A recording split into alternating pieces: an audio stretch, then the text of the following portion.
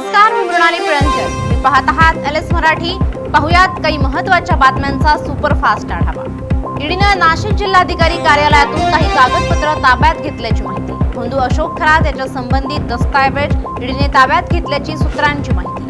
नाशिकच्या मालेगाव बॉम्बस्फोटातील 45 पीडितांना भरपाई. घटनेत मृत्यू झालेल्या 6 जणांपैकी 5 जणांच्या वारसांना प्रत्येकी 2 लाखांची मदत. आरोपी अयान अहमदच्या घराजवळील दुकानं बंद. परतवाड्यात तणावपूर्ण वातावरण.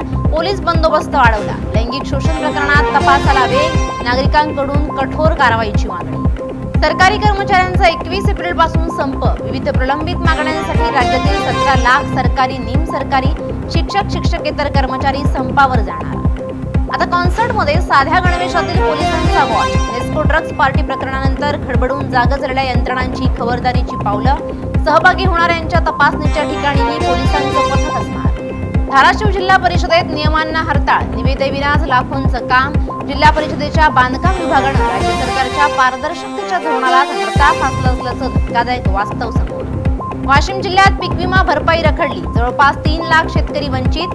नुकसान भरपाई देण्यात मोठा विलंब. शेतकऱ्यांमध्ये तीव्र नाराजी. एसटीला येडेश्वरी पावली. यात्रेत तब्बल 62 लाखांचं उत्पन्न. चैत्र पौर्णिमा याचा काळात 1.25 लाख भाविकांनी केला लालपरीतून प्रवास.